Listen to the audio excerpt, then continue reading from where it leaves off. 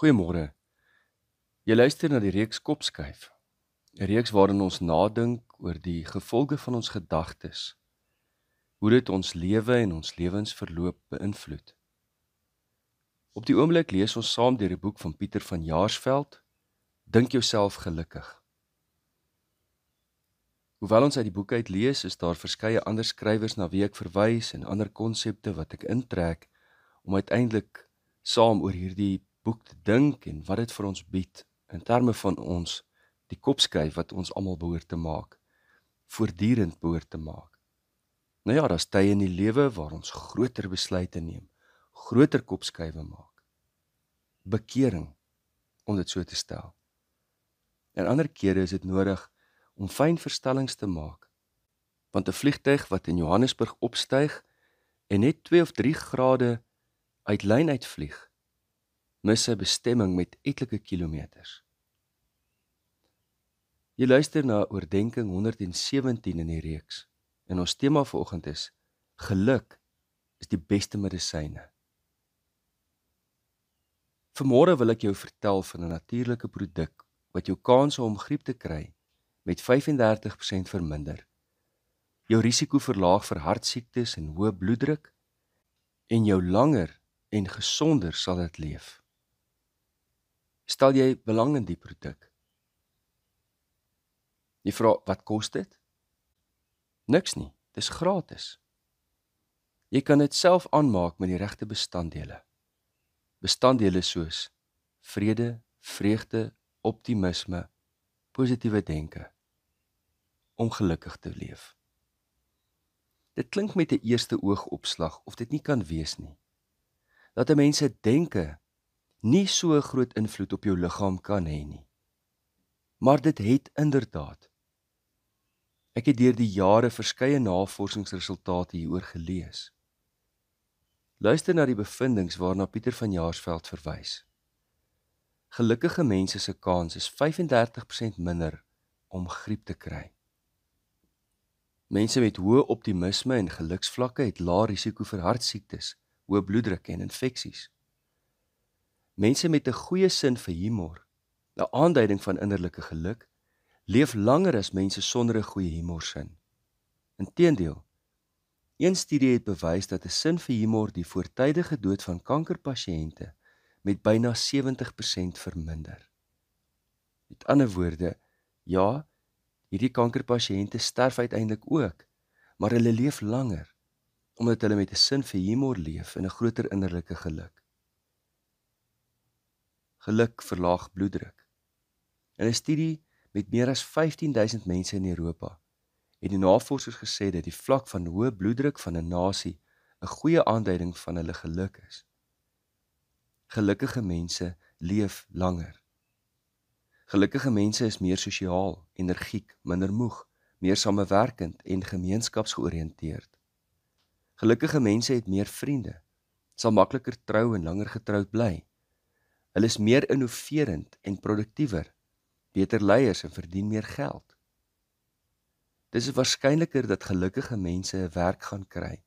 Hulle vaar beter in onderhoude en is meer suksesvol in die werk omdat hul verhoudings beter is. Gelukkige mense is suksesvoller op skool en voltooi hul skoolopleiding. Jy kan gerus meer hieroor gaan oplees. Daar is verskeie navorsingsbronne hieroor. Ek dink net dit is nodig, in aansluiting by Vrydagoggend se oordenking, om geluk beter te omskryf. Geluk, wanneer dit voorgestel word as iemand met 'n glas wyn in die hand en vrolike musiek wat speel, is nie die geluk waaraan ons hier moet dink nie. Dit gaan oor 'n persoon, en ek wil dit noem, wie se hele lewensekologie in 'n positiewe raamwerk geleef word. Die ekologie van jou bestaan is positief. Ek bedoel, jy koester positiewe denke, jy oordink die mooi dinge in die lewe, jy leef doelgerus met beter verhoudings, jy's positief ingestel, jy vergewe die verlede en jy kan aanbeweeg, en jy leef met hoop vir môre. Dis mense wat optimisties is, en vandag as 'n genadegawe sien. So jy hoor dadelik, ek dink ons het meer woorde nodig om hierdie geluk te beskryf as bloot die woordjie geluk. Niemand sê dit beter nie as Paulus in Filippense 4 vers 4 tot 8. Verbly julle altyd in die Here. Ek herhaal, verbly julle. Laat julle vriendelikheid aan alle mense bekend word. Die Here is naby. Moet oor niks bekommerd wees nie. Maar maak in alles julle versoeke deur gebed en smeking met danksegging aan God bekend. En die vrede van God, wat alle begrip oortref, sal in Christus Jesus oor julle harte en gedagtes waak.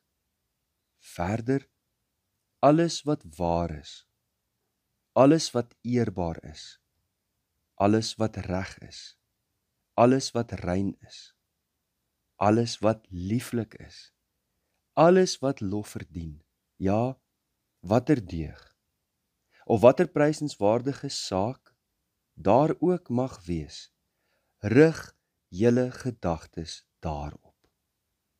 Rig julle gedagtes daarop. En die God van vrede sal met julle wees.